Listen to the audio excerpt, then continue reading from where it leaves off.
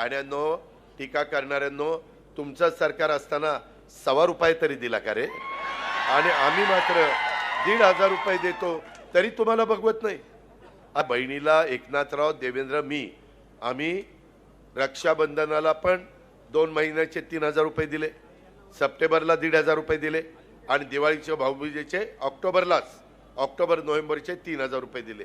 बहिणींनो दिले की नाही? दिले. आज आमच्या बहिणींना सक्षम करायचंय, सबल करायचंय. ह्याच्यातनं फार काही मोठं होणार नाही, परंतु विरोधक टीका करतात.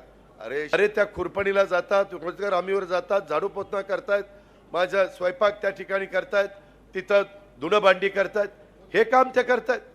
त्यांना नाही, त्यांना स्वतःचा काही मन नाही, त्यांना स्वतःला वाटत नाही की माझ्याकरता तरी सिन्नरच्या बाजारात, नाशिकच्या बाजारात, इगतपूरच्या बाजारात, कुठं दिंडोरीच्या बाजारात गेलं तर काही घ्यावं. तिला त्या घ्यावंसं वाटत नाही, तुम्हालाच वाटतं, बाकीच्यांना नाही वाटत. असं कसं चालेल? म्हणून त्यांच्याकरता योजना आणली.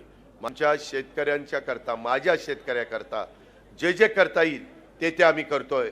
केंद्र सरकार पण प्रतिसाद देतंय. माझ्या मायमाऊली बसल्यात, त्यांना आम्ही लाडकी बहीण योजना आणली, त्याला त्या ठिकाणी आम्हाला टिंगलटावाळी केली. हे कर्जबार झाले, कंगाल झाले, तिजोरी खाली झाली, काही देणार नाही, चुनावी जुमला आहे. परंतु प्रत्येक वेळेस माझ्या लाडक्या माझ्या मायमाऊलींनो, माझ्या बांधवांकरता पण आणली. 3, 5, 750 मीटर लाईट बिल माफ केलेलं आहे. मागचं बिल भरायचं नाही, चालू बिल 0 केलंय, पुढचं बिल भरायचं नाही. पण हे केव्हा होईल?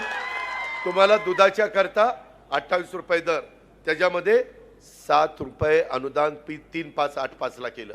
आता 1 ऑक्टोबर पासून तुम्हाला 35 रुपये, 28 आणि 7 35. का? माझा दूध उत्पादक शेतकरी टिकला पाहिजे. हे राज्य सर्वसामान्यांचं आहे, हे महायुतीचं आहे, हे आमच्या शेतकऱ्यांचं आहे, मायमाऊलींचं आहे, कष्टकऱ्यांचं आहे, तरुण तरुणींचं आहे. त्यांच्याकरता देखील स्टायपन 6,000, 8,000, 10,000, 12वी झालेला, डिप्लोमा झालेला, डिग्री झालेला, त्यांनी अनुभव घ्यावा. त्यांना 6 महिन्याच्या अनुभवाला पैसे सरकार देत आहे. 10 लाख विद्यार्थ्यांना. बाकीच्या बाबतीतले निर्णय घेतले.